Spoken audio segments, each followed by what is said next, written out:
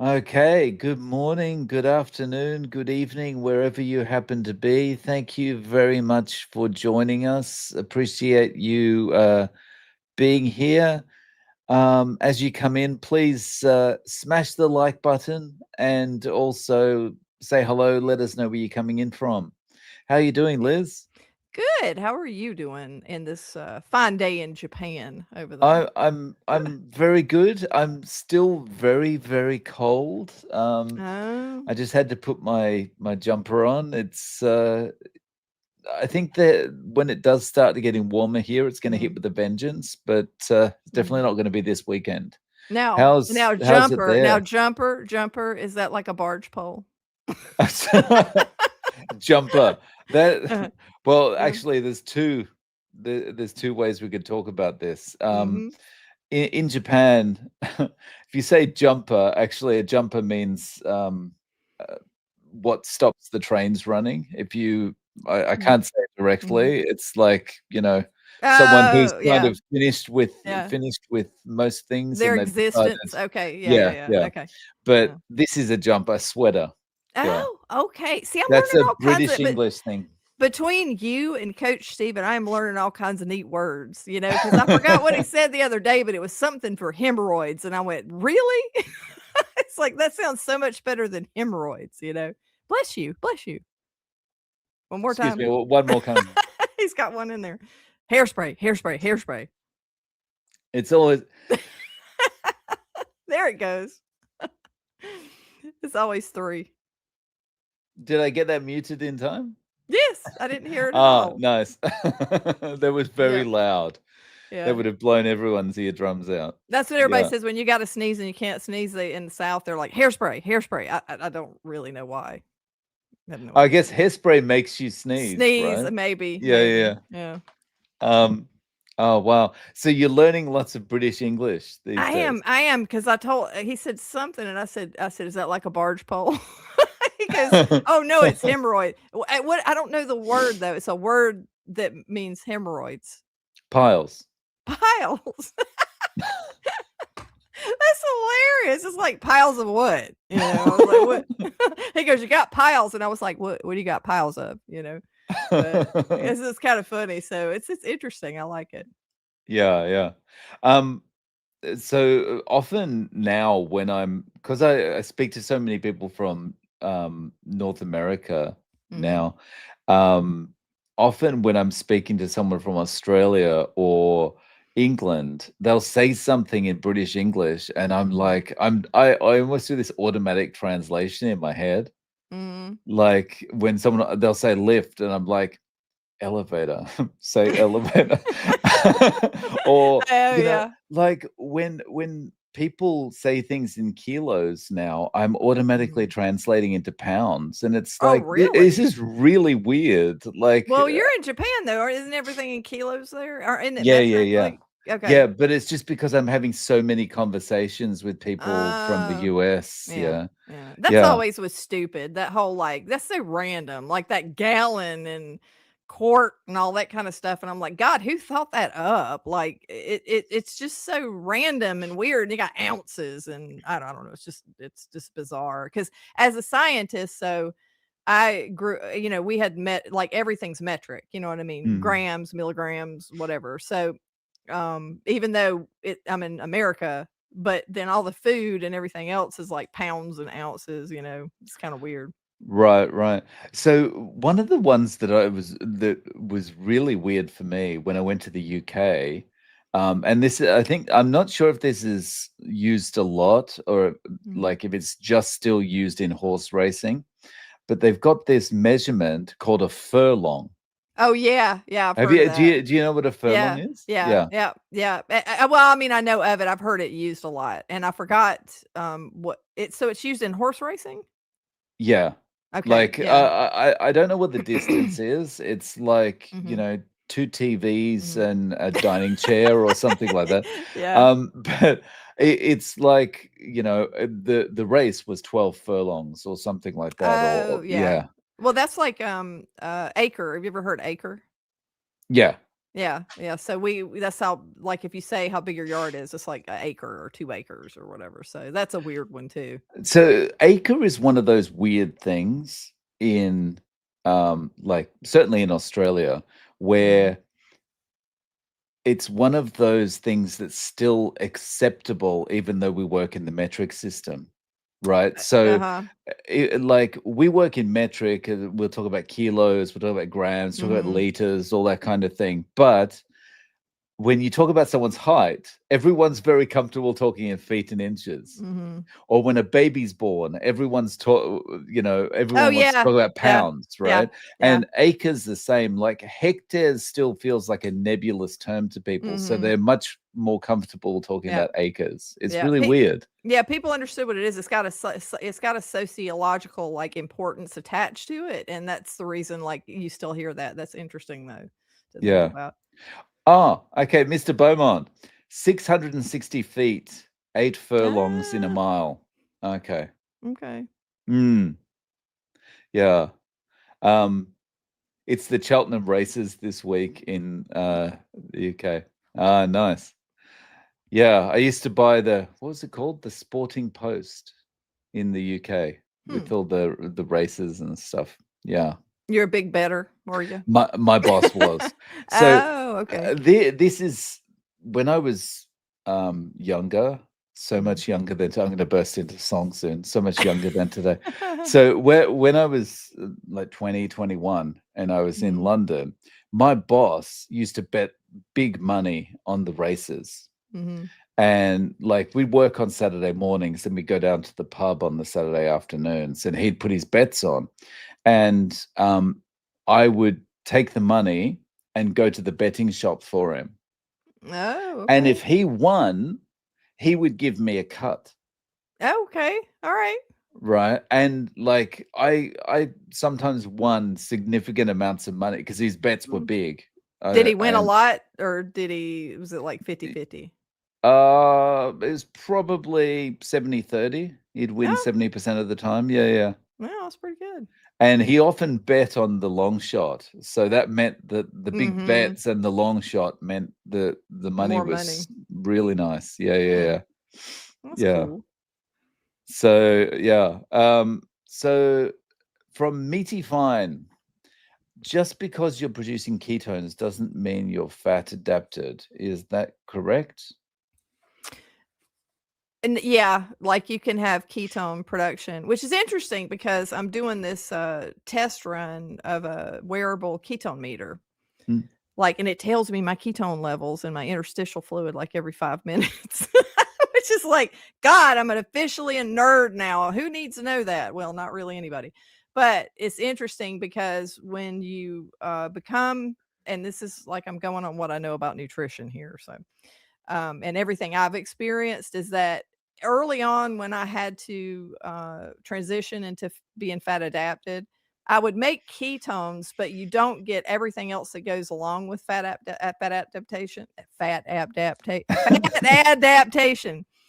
You don't get everything along with that yet, like in the early stages, but you'll see ketones. But when you start making them regularly, because like, what I would notice is that if I would add more protein or something like that, I wouldn't make as many ketones, or I wouldn't produce as many ketones early on as I did over time. Like, after I had been doing it for a while and my body was really getting better at it, I guess, I would make more than I would previously. So you do see the trending of kind of, I don't know how easy it is, I guess, for you to have ketones showing up in your bloodstream. So that's Mm, my take on it. At least from, and that's from a lot of testing, just what I see, but that's for me. So people are all different, obviously. Like, one person might have more trouble, adapting to burning fat than another person, and it depends on also how long you've been on, like, standard American, or what you've been eating, that kind of thing. So mm. what do you think, Dave? I'm not I've never thought about it, to be honest. Yeah. Okay. Yeah, I've never thought about it.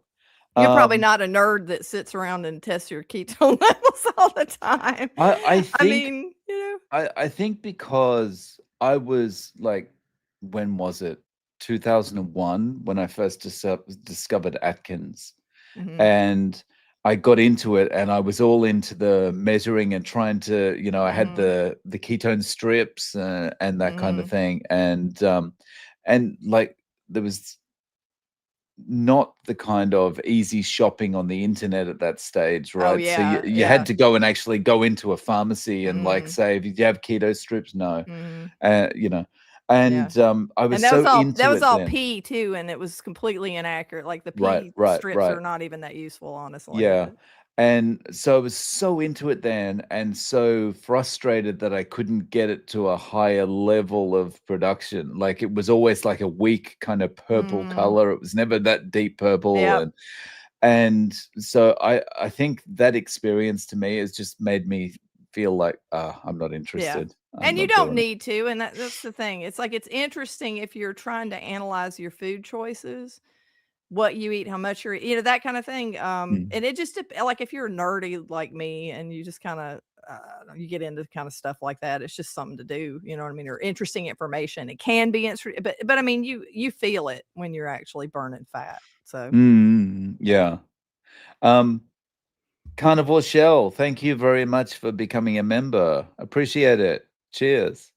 Um, Question from Mr. Beaumont. I'm obsessed with chorizo. Seems like cheating for some reason. It tastes so good. Is there anything wrong with eating this all of the time? I've never eaten it. Is that sausage? I think so. I'm I thinking think, it is. yeah. I I think whether it's wrong or not, I guess you'd have to have a look at the ingredients. Mm. Well, I wouldn't know about cheating, I would never do that. As you take a You know? drink of your iced Fil tea with It's my filthy bath water. You know? yeah, but look, I mean, I think whether something's cheating or not, I mean, it's how you feel at the end of the day, I think, Mhm. and you know, are you still getting the results that you want? And Mhm. it's like me with coffee, like technically I need to hand in my carnivore card, but like who get as long as I'm on the Mhm. track that I want to be on, that's all that really matters, right? Yeah. Yeah, and I think, a lot of this is, again, like, what's in it? Like, if you keep eating something, say you're, because it's meat, for God's sakes. I mean, if it's sausage, I'm assuming that's what it is. But, you know, if you're eating a mostly meat diet, my God, we came from the standard American diet. You know what I mean? It's like we got to look at where we came from. And I think a lot of times carnivores will do this thing where if they enjoy their food, they're getting those whips and they start beating their backs. It's like no, I must. You just eat for nourishment. It's like, but and even I now, and when I say enjoy your food, I'm not talking about, hey, my favorite show's on and I'm gonna eat more than I need to kind of thing. But like when you eat, we can eat stuff that tastes good, or things that Mm, are our favorites and not have to beat ourselves up over it. But I think a lot of us do. And we're worried about somebody coming for our card, that kind of thing. Cause there's, a bunch of weirdos on the internet that just want to browbeat you because I don't know, you're eating something. mm. Yeah, it's kind of funny when you talk about smacking yourself like that. It's like, I'm enjoying this way too much. Put it Yeah. away. Yeah, I must stop. It's pleasure. I must stop. But I've even said that now, if you're eating because you really, that tastes good, like, and I want some more of it, like, because I've been guilty of doing that. Now, that's a different story because, you kind of have to rein that in because if you gain weight, I mean, you're going to gain weight if you eat when you're not hungry. But if you're just enjoying it, I mean, I don't know. I don't see why it'd be a bad problem. I don't see why it'd be a problem. And now if it's full of sugar, it's gonna like probably make you feel bad. But I would imagine if you're eating this, I think there's clean options when it comes to Mm, sausage. I know there is for sausage, like you can find it, but yeah, yeah.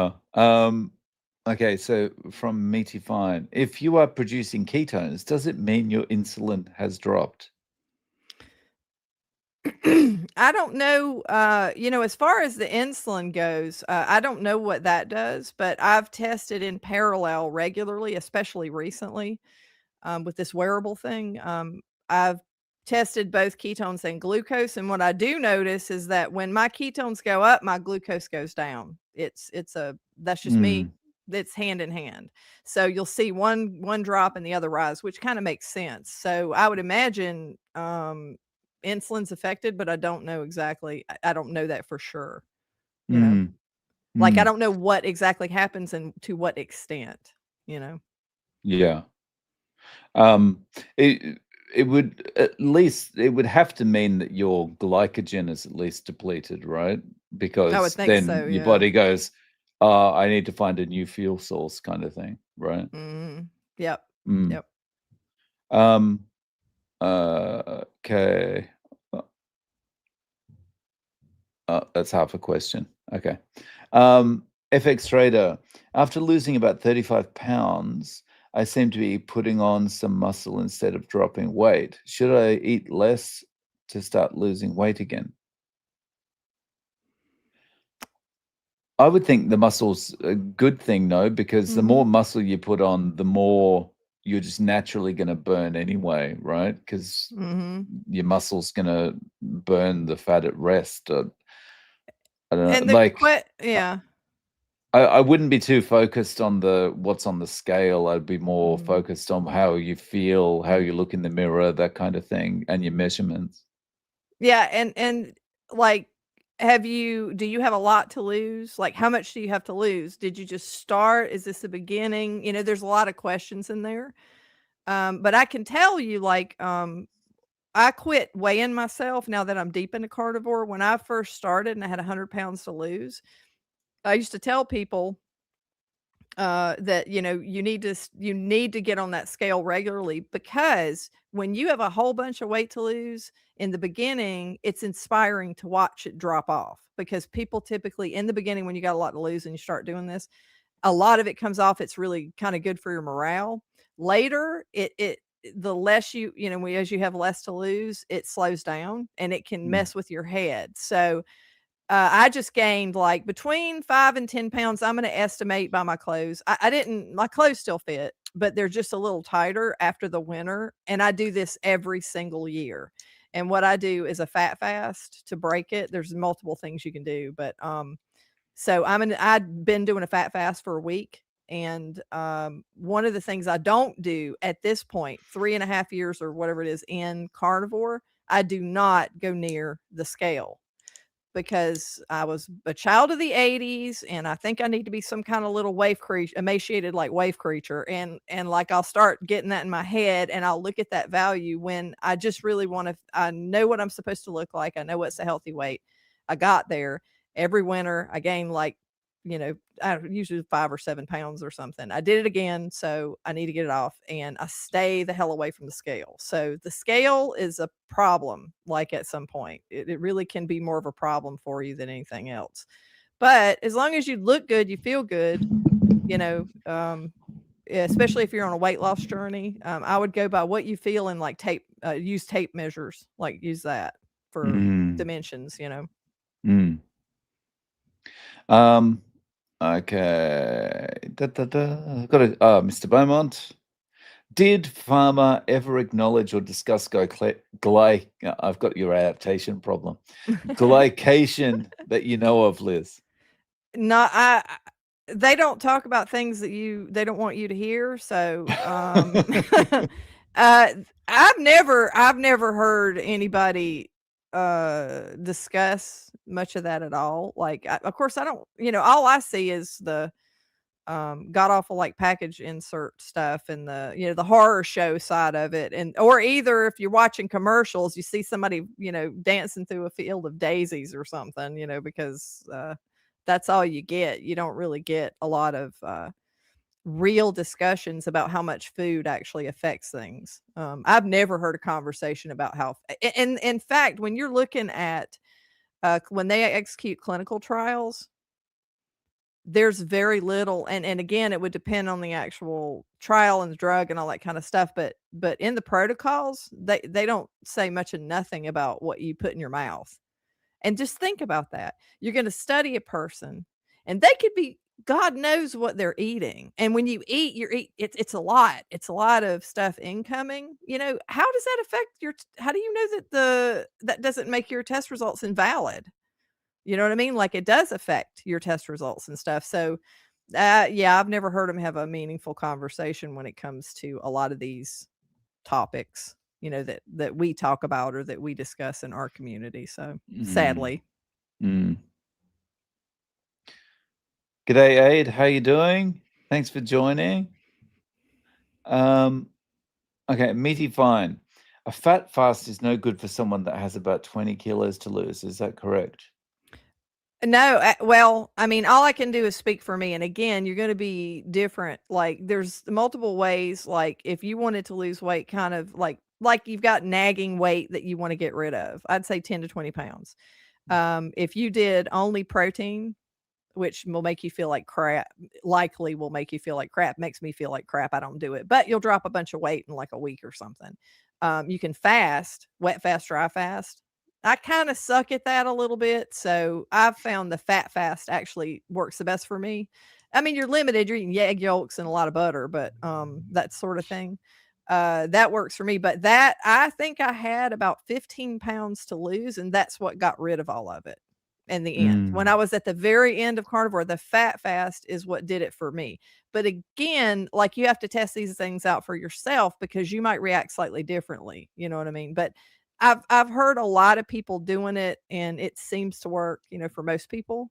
mm, Haven't heard mm, that many complaints about it. But it is kind of, it's, if you can get a butcher to give you fat trimmings, that's the best. Like, because I'd never go off of a fat fast if I was able to get like beef trimmings, like the fat off of beef, not tallow, not like fat that's gonna melt, but if I could do that, put it in the air fryer, shoot, I'd never go back to eating anything else probably, which is mm, not ideal, but mm, mm, I'd never wanna leave this, type of eating, but, mm, but yeah, I mean, you could try it because that's the reason I did it, like, before, and every winter, I'll only gain 5 to 10 pounds, I'll do a fat fast and get rid of it, and then it's back to normal.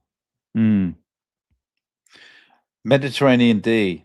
There's no need to do any type of extreme fad to lose weight. You can give me any food on earth and I can lose weight eating it, anything. Well, dude, that's just because 'cause you're you, man. You're just magical that way. How about only apple pies from Mhm. McDonald's Nutty bars. permanently? Nutty Yeah. bars. Look up the Twinkie diet backed by research. The doctor lost weight only eating Twinkies. I think the problem here is it's not just about weight loss. What about the Mhm. nutrition Mhm. deficiencies? Like Twinkies are not Twinkies are not packed with B vitamins as far as I'm aware. Yeah, yeah, you gotta get sick, and that's the thing is that, if you look, that's like me talking about, like, that sugar diet does cause weight loss in a lot of people, like, and something that D had brought up earlier. He was talking about if you only have one macro, and you limit it to one macro, you will lose weight. Only, certain type of carbs or whatever, but, like, only that, or only, the fat, or only the protein, which is not something you wanna do for long, but if you were trying to drop weight in a week, all 3 of those work, for people. Mm, But they're not, you don't need to just do, you know what I mean? That's not healthy, like, especially not that candy diet, that's particularly egregious, but, but this is just like a kickstart for me. It's just interesting what it does to my body in a matter of a week. I'm kind of rejuvenated, and my ketones just kind of spike and explode. And it's like for, I mean, 4 or 5 days. And then, and then I go back to eating regular carnivore, but it works every time. And I don't mm, know, there's something about being winter, like I'm all hibernated. I'm in hibernation and, crawl out of my cave and everything. And I don't know, it just helps me mentally too. It's like mm, a just, and I'm changing it up, not tremendously, because carnivore and, fat fast, it's like you're not really reaching for, it's just a little bit different. It's not really that much different because I eat high fat carnivore. Mm. So, you know. Um, Aid makes a good point here. Sugar is natural, so it's good for you. So is being attacked by a bear. That's true. You're in nature, when he attacks you, so. Yeah.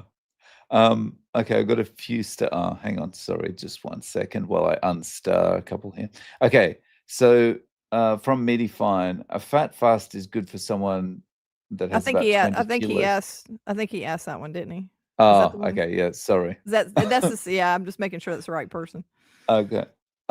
Steve, can carnivore cure atrial fibrillation? Can you please expand on this? Also, do you know anyone who has recovered using carnivore? Oh, don't touch that one. Because it's cure, mitigation, and treatment. We cannot Right, tell right, you right. we can't tell you if something cures something. Look, I can tell you people I've interviewed, There you go. and the experiences that people have had.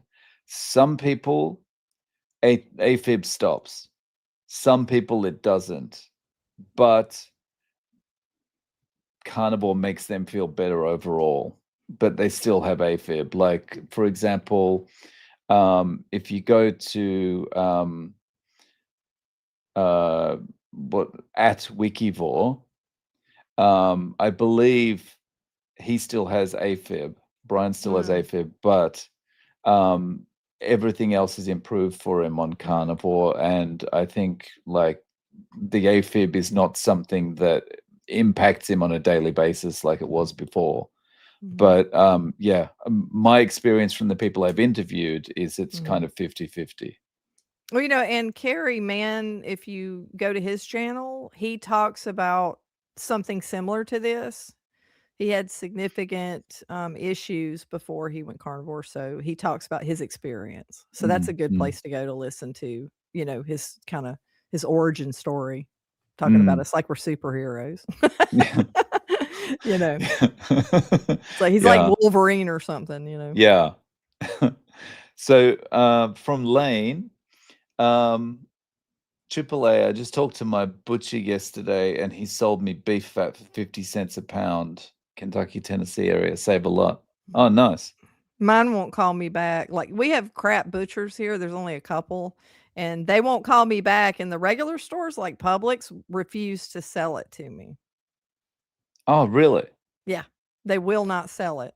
It's like you trimmed it off, like, I mean, it's part of the meat that you got in, like, what why won't you sell it to me?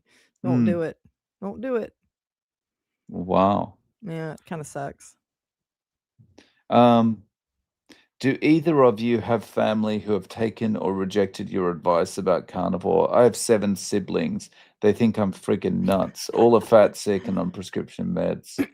My wife is a nurse and trained in Japan, which is kind of very hierarchical with the way training is done, work is done. So she sees the benefits to me, but doesn't want to do it herself. And I mean, she's not overweight or unhealthy. Mhm, Anyway, my mum and my stepdad have tried it, and they're still basically doing it. They're feeling better. When I see them on Zoom calls or on FaceTime calls or whatever, mhm. they are they're looking healthier.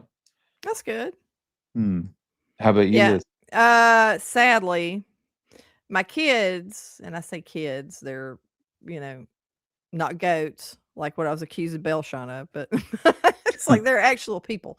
But, one is 21 and one is 23, and they notice what happened to me, um, big change. Not just weight, but, like, I mean, I crawled out of my hole and decided to live again, so that's a big change. So they see all this. I think they know there's merit to it.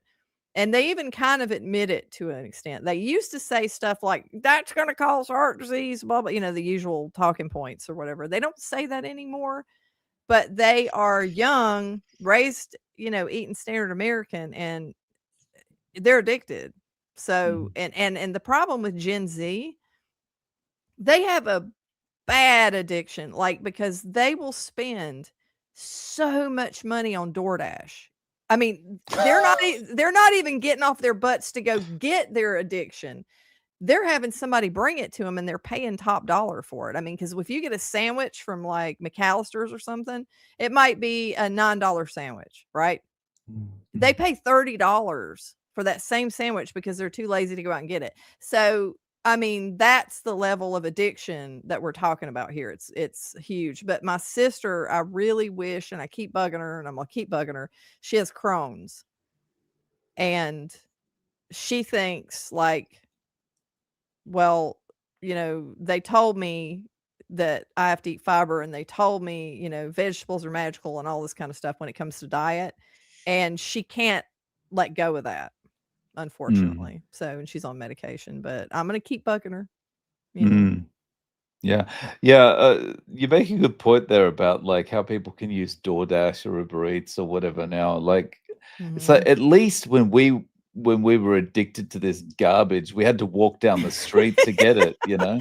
I know, The it's like we had to go get it ourselves, but they're not doing that. Like, it's and you could even finance. Like, I did a video about this a while ago. Now there's, I think, Klarna or somebody like is doing special financing for DoorDash purchases.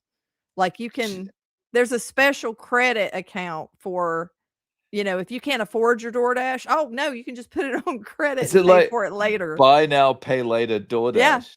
it Ah, is. It but is like, can you imagine what it's gonna be like when Gen Alpha is old enough to be doing this stuff and ordering oh my this thing? God. It's gonna be even more extreme. They're gonna be, like, to the point where Mhm. "I can't dial this number. Can someone just read my mind and bring what It's I like want?" they'll be like, "Alexa, get me my order," and then she'll actually put the order in or Yeah. whatever. "No, Alexa, I'm not spelling it out for you. Oh, oh, Read shut my up. mind." Shut up. Oh, Alexa, no. Alexa, Alexa, shut up. Okay? I'm on live stream. She did. She said, "Okay." She's always She did. listening. Yes, she started talking again. So I forgot At I can't say least her name. at least Alexa responds to "shut up." If I say that to Siri when it interrupts me in the middle of a Uh, podcast, Siri mm. gets irritated because I swear at it, you know? Like, I Oh, won't respond to those things, you know? Like, oh, how dare you? Well, the thing is, with her, you know what's bad about this whole thing, and there's something wrong with the fact that we're talking to machines like this, is because I feel bad about yelling at her. What is right. that? What is wrong with me? You know? Yeah. Oh, sorry. Aid is saying, regarding the fat, I have 4,000 tons of beef fat. Come and get some. Oh man, And it's man. just a short trip across the Pacific for That's you, Liz. that's right. In a little boat. Yeah. um, okay, Scott. Hello, Dave and company from California. I've been carnivore 14 months, 86 pounds lost, CKD improved dramatically. Thanks to all you do. Wow, that's awesome. Congratulations, Mhm. Scott. It's Yeah. Hey, inspiring. I would love to have you on to share your story if you're interested, Scott. Please shoot me an email to realzerocarb@gmail.com. That's fantastic. Um, the hardest thing about carnivore for me is watching my loved ones who trust the DMS with their health to Mhm. and get no improvements. Yeah. Yeah, it's depressing. Yeah. It's and something that's been irritating, I'm going to bring this up. This has been irritating me recently about the kind of the mainstream doctors and the PhDs and the experts on Mhm. X, is like they deliberately don't understand things so that they don't have Mhm. to argue about how stupid their position is, you know? Yep. Yep. Like, there's a guy out there that Bart Kay has had a debate with, That although recent guy, the recent guy? Dr. Terry Yep, yep, Simpson. yep. I Yeah, saw although I that. don't Yep. think it was much of a debate because that Dr. Mm-mm. Terry Simpson just kind of sat there kind of like Mhm. a bit like a stunned Mhm. mullet. Mhm. But like and this is not me defending Paul Saladino, but like Mhm. he's retweeting stuff that Paul Saladino has talked about, like, for example, GLP-1s I'm paraphrasing. GLP-1s are not good. You don't need them to lose weight, or you don't need them to get healthier, right? Mhm. And then Dr. Terry Simpson will quote tweet that and say, "Oh, very funny. Like, yeah, it's always the people that have got supplements to sell that are poo-pooing the GLP-1s." And it's like, hang on, if you've got no financial interest, then you can play the holier than thou kind of thing, Mhm. right? But you've got a financial interest in this, whether it's you're making money from prescriptions of GLP-1s, or Mhm. you're just a doctor giving that benefits from Mhm. continuing to give the standard kind of advice, whatever it is, Mhm. right? You Yep. can't sit there as a holier than thou person, Mhm. and, but then when you say that, people come back at you and say, "Well, how is he benefiting?" And it's like, you you can't argue from a position all the Yeah. time of not Mhm. understanding things. You've got to Mhm. actually, like, be able to Yep. look at the whole picture. Mhm. But yeah, it's Yeah, that's unfortunately. the mainstream, okay, so the mainstream is pharmaceuticals. That is it. Mm, That's what you get. Because when you go, they look at you with their X-ray vision and they give you a pharmaceutical, period. That's it. So how are you not benefiting if your status quo is you keep writing those scripts, right? mm, So, you know what I mean? And you keep them coming back right, always like a subscription service. So right. that is how he's benefiting. But I don't like that Toad because I'll tell you why. Is because he actually pretended like he was listening at the end and he was interested. He did a bait and switch and then he was a total troll over on X like later. So that wasn't cool, man. Like I Yeah. think whatever Ted said to him, like he deserved it most likely. Yeah. So yeah. The interesting thing is, like, when Ted is Mhm. replying to him or quote tweeting him, right? Mhm. There, there's a lot of cursing. Well, Ted's a filthy little bear, so yeah. Yeah, Yeah. yeah. But it's definitely amusing. Yeah. So Mr. Beaumont, how long do you think it takes roughly to lose the physiological aspects of food addiction? I think that that part is quicker. I'd say about a usually about a week. I mean, like, if you're really strict and you get away from it, sometimes as quick as a week. I think the psychological addiction is a lot harder. A lot of it's nostalgia. You attach feelings to when you used to eat something. Like, I'll tell you what killed me is freaking, and sometimes, like, I'll even think, "Oh my god, if I could just get my hands on this," is those stupid Captain Crunch balls. Not the Captain Crunch, like, screw those little corn things, like, what was that, right? Is the balls, it's just the colored balls, right? Mm, That with super cold milk. Oh my god, it's like nirvana, it's just crazy, and I that was my favorite thing in the world, and I'd almost like if I found out I was probably gonna, like, die tomorrow, I'd go grab a big box of those balls and just eat them, right? mm, But, I mean, those things are attached to, like, comfort and, I don't know, cartoons and, like, just all this warm and fuzzies, right? And a lot of it's that. It's not that you still have a sugar addiction, it's that the emotional side of it is what mm, sometimes it's those feelings and how and years and years and years and years of being raised eating that stuff, you know? mm. For like the number of times I've been on and off keto over the years, I think I feel like for me there's two stages. There's like the first stage is getting over that physical addiction, like you need Mhm, to eat the stuff, right? And then mhm, once that's gone, there's this second layer, which is like, I'm feeling so good not having had that stuff. But then your mhm, mind starts to play tricks on you and mhm. going, well, you feel so good. One of those things won't just imagine how cool it would be if Yeah, you could have yeah, one bag of mm, those things, right? And yeah. one of my things was frozen M&Ms. I mean, that maybe that Oh, sounds weird, but no, just like that the I can regular see. M&Ms put in the freezer Mhm. so that you've got the chocolate and the sugar, but you've also got the crunch, Yep, the real hard crunch now, right? yep, yep. And so it's like just one bag's not gonna hurt. Mhm, And mhm. then so you do, and like it's never good. No, it's Uh, on at that point. You've just done it. Like, you've gotta start from ground zero to try to get yeah, away from it again, you know? yeah.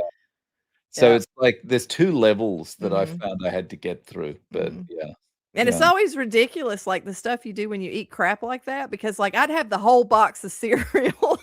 It's like, and I'm at it because it can't get soggy, okay? When you do that, Mm, like, you have too much milk and too much cereal, it gets too soggy. So you had to keep adding the cereal and adding the milk, and it's just like but I had, like, a serious food addiction, and I would right. just eat the most god awful stuff. It was awful, but I had some kinda candy I put in the freezer, and I can't remember what it was, but yeah, it was nasty, but it's hard. It's the Mm, mm, emotional part is hard to get away from.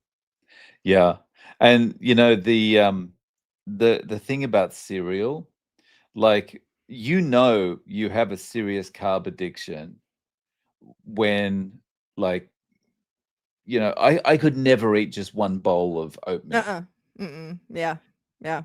It was like 1 bowl, and I'm halfway through that Mhm. first bowl, and then I'm Mhm. thinking about, Mhm. well, I need to think about the next Mhm. bowl. Yeah, try 4 or 5 Right, in a sitting. I would do that. and that is so that yeah, that's when it's Mhm. like, yeah, And every I've got a dye problem. every dye under the sun, because there's a lot of balls and they're all different colors, you know what I mean? You got, like, 10 different balls in that box, and they're all different colors. Mm, mm, So yeah. And like we were saying before about the Twinkies, there's no redeeming features about these things. I mean, they uh-uh. fortify this stuff with vitamins, but that's basically just so that they can Mhm. sell it, right? Yep. They're like, oh, Yep. it's got Mhm. fortified with iron, Mhm, so it and it's must be good for fortified you. with bad things that are not bioavailable, like the folic acid issue, that it Mm, doesn't work right and it's not the right thing, it's just something they can say. yeah, yeah. Um, Tun Tun Khan, hello all. Just started carnivore about 10 days ago, went via Dr. Ken Berry and have just eaten basically Mhm, hot dogs and eggs and feeling great. That's awesome. Keep it up. mhm, That's fantastic. and don't let anybody shame you about those hot dogs because Mm, it's meat, yeah, you know? yeah. Um, okay. Ribeye Ranger, regarding addictions and habits, it took me about 10 days to lose any Mhm. interest in my nightly martini and cigar. That's good, actually, that's really Yeah, good. I think that's really good because those nightly things Mhm, can be the hardest things to break. yep, Like the nightly glass of wine while you're doing whatever, like you're watching your favorite mhm, episode of whatever, or, mhm, and yeah, a mhm, martini and cigar, yeah, yeah, yeah. mhm, Like that mhm. would be very difficult for me. Like, Outlander, it's a great week because Outlander started the new season. Yeah. There's a lot less sex in this though, I will say that. I think it's because they're older and it's it's like when you're making somebody look older, it's like I don't know if we wanna just go at it like we used to, but great season, and it's like I'm looking forward to it and everything, but I'll do the thing, like my favorite shows, like, if I'm eating meat, like if I had more than I was supposed to eat, I'd probably just keep eating because there's something about eating and watching shows. I don't know, you know? Mm, yeah. So I've never heard of Outlander. When you first said that, I think what was the Oh, one that came to mind? Highlander? Is it Highlander? oh yeah, that's a different one. Like, no, Outlander is it's kind of a romantic type historical thing. It's back Um, in 17, I don't know.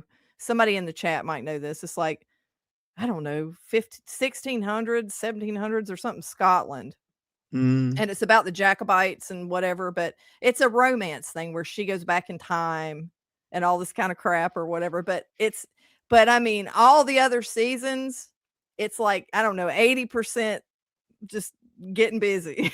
Oh, It's like, really? yeah, it's a lot, like, right, okay, but they're older now, so they don't do it as much. I've been surprised to see that they're not going at it like they usually do, but oh my god, they have got the hottest ginger guy on there. It's just like, dude, it's like I can't remember his name, Sam Human or something like that. Hewling or something. I don't know, but super, super hot guy. So everybody watches it basically for that, I think. But Uh, it's a great plot. Like whoever wrote this, and I used to know who wrote it, but the person who wrote the series or wrote the books, I don't know if it's a book, but it's so good because anything where you have time, somebody moving through time, it's like I'm really, as a fiction author, I'm really interested in that, you know. mm. I do dimensions, not time so far, but I am working on a book where it involves like moving through time. And Mm. I've been working on it for years because I can't quite get it right. But it's fascinating to me, you know. Yeah. I've got to respect any show that, has a redhead as a hot person in Uh, there. I mean, that's he like that's unheard of. he's As a like red, I can say that as a redhead. So oh yeah, so I thought you were blonde, but no, no, you're no. kind of a strawberry looking blonde No, type of I'm thing. just going gray. That's why I'm yeah. Okay. But yeah, we were gonna, there being anti-redhead is kind of one of the last vestiges of racism that's acceptable, like we were going to organize Yeah. a protest about it one day and then the sun Oh, came out, so we had to stay inside. that's pretty good. That's pretty good. No, I know. I've actually seen quite a few like really attractive, redheads, honestly, And not everybody has this deal. Like you don't have freckles, right? No, on my shoulders where I Well, got I do where I've had too, the but sun. yeah, Yeah, but yeah, like yeah. on your face and stuff. So Yeah. Um, so just regarding the carb addiction, outside of carb addiction, most people eat for entertainment, distraction, habit, and cultural norms. Yeah, yeah, yeah. Yep. A lot of mine, that evening thing, I think a lot of that Mm-hmm. is, yeah, entertainment, Yep. distraction, and habit. Like sometimes the thing I've found when I was each time that I've tried to get off the carbs has been like you are doing something in the evening, and when it seems to be your weakest point of the day, you're Mm-hmm. doing things in the evening, like you might be responding to emails, you might be like chatting with family on FaceTime, whatever it is. Mm-hmm. And it's like at that moment, well, when I always do these things, I have something with me, like the Mm-hmm. glass of wine, the carbs, Yep. whatever it is. Mm-hmm. And it's like you can't enjoy the thing Mm-hmm. without the accompaniments, without the Yep. entertainment, Yep. and it's really quite tough Mhm. You know what because it's like you know what it's like though, Dave? It's back in the '80s when everybody smoked. You would drive and you would smoke when you mhm, drove, which is disgusting because I mean, I don't know what my car smelled like. I can't even remember. But like you would smoke and smoking and driving because we would go to the beach and it was like a 3-hour trip and it's like, we smoke in the car as we're, driving or whatever. But that's kind of the same thing because a lot of people who they can't quit smoking because like if they're driving anywhere, they wanna smoke smoke because there's a lot of people at work who do that, or on their mm, break. That's what they do on their break, so mm. Yeah. Um, thinking about the smoking, like, yeah, that was terrible, the smoking while driving. And I just remember, like, I'd be smoking. I'm right-handed, so I'd be Mhm, smoking and of course we drive on the opposite side of the road here, mhm, right? So I'm smoking, driving, and like the windows open because I'm mhm. smoking because I can't suffocate while I'm inhaling. Yeah, And like the wind would blow the ash on you, right? So mhm, you'd be mhm. like, you'd have this hot ash on your leg or I something. remember that, Ah! yeah. Yeah, yeah. Yeah, we used to like I mean, but in America though, we were god awful. Like in the '80s, like, oh, we drank like fish and drove around all over the place. I mean, we were just like we were swilling liquor and stuff, and we'd go places and we'd be drinking, and it was just like, I mean, it was a free for all, it was Mm, just crazy back then. So, but that's just now it's like I look back. Of course, we didn't have seat belts or nothing either. Like, so, if you had a kid, he just crawled up in the window in the back, on the ledge or whatever. It's like whatever. Me and my brother used to fight over that little ledge. So, I mean, it was just like it was so wild, back mm, in the mm. day. Yeah. Um, yeah, like the things that would happen in the 80s. Whew, yeah. You'd be like parents would be arrested for all that Mhm. stuff now. Mhm. Like they'd Yep. be marched in front of shame, the walk of shame in front of the cameras and I stuff. know. And I like kept stealing my mother's car. It's like I'd go out in the middle of the night, I'd sneak out or whatever, and I'd steal her car. Not steal, I mean, but I would get in her car and I would go driving around like all over the place. And then you'd see her like after a while, like you'd see her like coming after me, and she was in the other car and she was hunting me down. You see her going back and forth on the streets, and I was like, oh crap. And then I would turn around and like come back. But yeah, yeah, but that was crazy times. Mm. WD25A, Dave, some of us have come to terms with the trauma of realizing we're members of the ginger community in our late 40s when we first grow our beard out. Yeah. That's funny. I've seen people that like they yeah, that's a good point because I've seen people like when they get older, it's like they never had red hair or auburn hair, but then their beard all of a sudden shows up auburn. That is weird. Like I don't know what Mm. how that works, but I think that's what you're talking about. Yeah, my stepdad was like that, like he Yeah. always had like just a kind of brown colored hair. Mhm. And as he got older and he started to grow the beard out, it's just Mhm. this ginger thing appeared, Yeah. Yeah. So when people talk about like, I'll get vegans coming onto my channel sometimes and they Mhm. go, look at all your gray hair, you look so old. And it's like, I'm quite happy with my gray hair. It's like Mhm. it's controlling the red. It's There you yeah, go. yeah.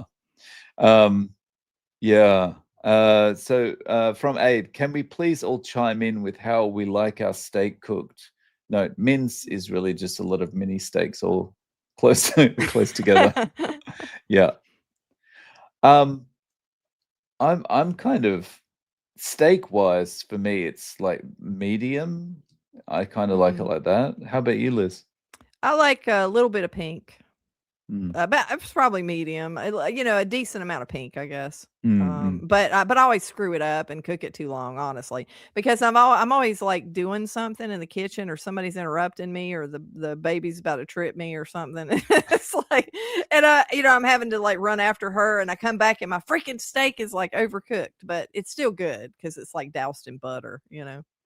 mm, mm, mm, mm. But Yeah. Um, you yeah, know what I've noticed? You know what I was gonna tell you? Oh, by the way, I'm sorry. Like, what I was I gonna tell you is, you know how you're talking about putting a seatbelt on the toilet the other day about eating fat?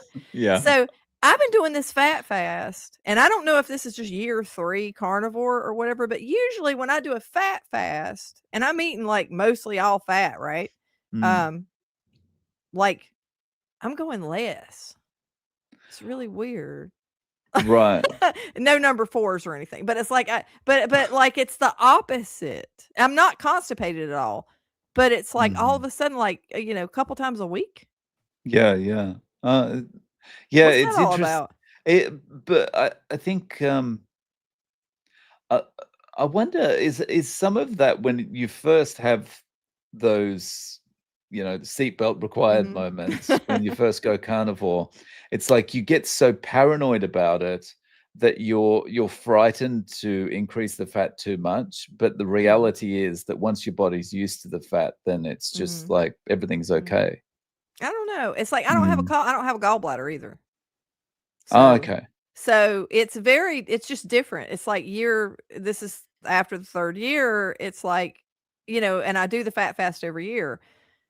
It's like it's not like usual, because usually the fat fast means, "Oh, well, better be close." You know what I mean? You're gonna have Mm, that problem, like, a little more than usual. It's not terrible, but it's like it always shows up, and it's not now, which is, I don't know, it might have something to do with some kinda adaptation we go through. I don't know, over right. time, who knows? I don't know. Yeah.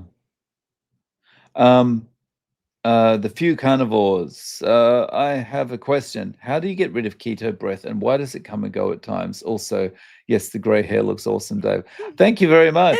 it does, suits you. Um, so keto breath. For me, I've found that it just over time it dissipates.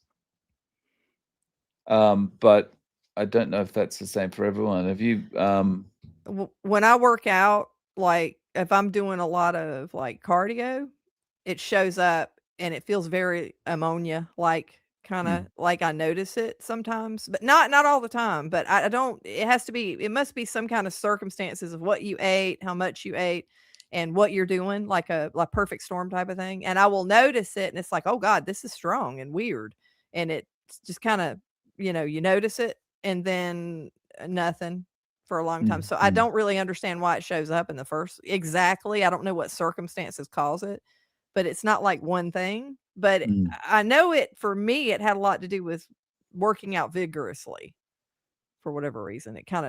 It'll pop up, but it's not like long, it doesn't like stay, at least in my case. mm. Yeah. So yeah, I guess then yeah, it's different for everyone. But then based on what you said there, Liz, the answer is become sedentary. This is not medical advice. Uh, There you go. Sit down. Sit down. yeah, sit down, remain seated, and everything will be okay. Yeah. Um, I had a question here. Hang on, where did it go? Ah, okay. Oh, it's not really quite. Mm. Just about the cooking. Lightly cooked, 2 minutes Mhm. aside, bread in the middle. So, what do you think of blue steak?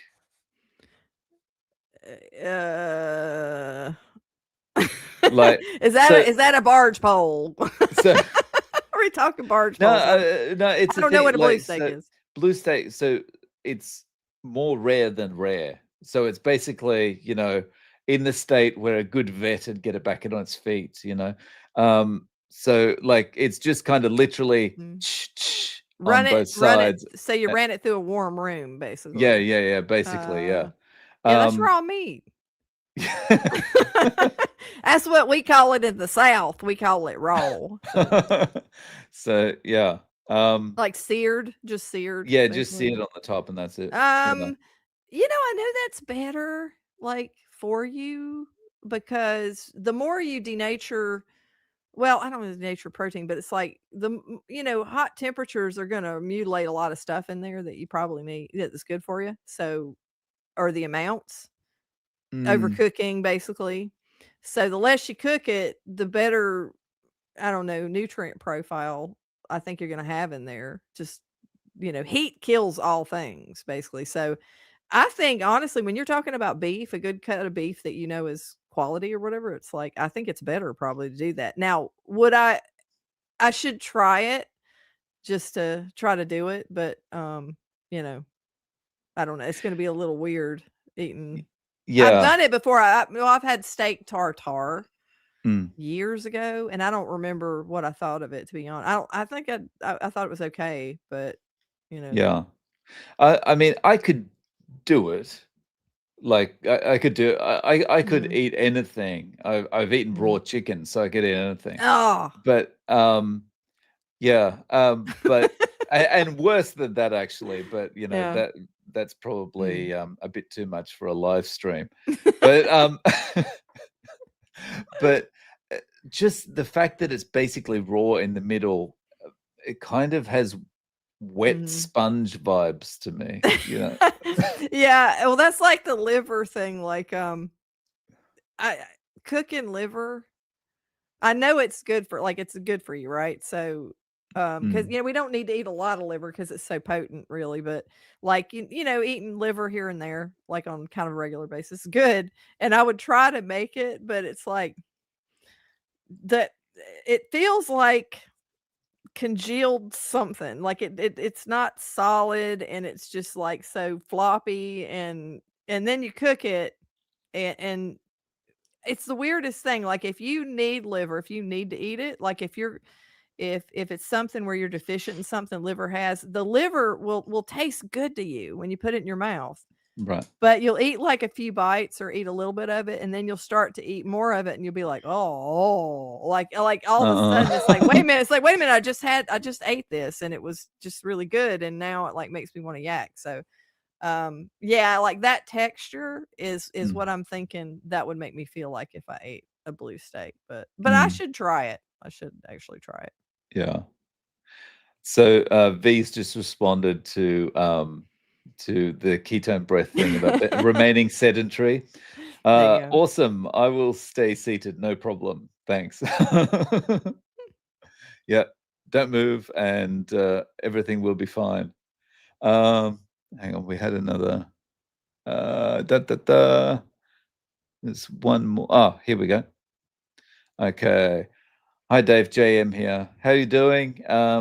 What is the most unusual thing you've heard on your podcast that Carnivore helped with? I it's hard to think of something unusual Mhm, because everyone like everyone kind of moves in the same direction. So kind of similar things repair mm, that's all related to kind of metabolic problems. Mhm. The unexpected thing that I heard heard the other day that I went, oh, yeah, Mhm. was just someone talking about their feet not smelling anymore. Because Oh. people don't talk about that kind of thing a lot. Mhm. And it was like, oh, yeah, that's right. Because, like, for me, if I wore the Mhm. wrong kind of socks or the Mhm. wrong kind of shoes or spent too much time on my feet before, like, my Mhm. feet would just, yeah, Mm. it was a war zone. But, yeah, and when you think about it, yeah, those things aren't an issue anymore, like the BO, Mhm. the smelly feet, Mhm.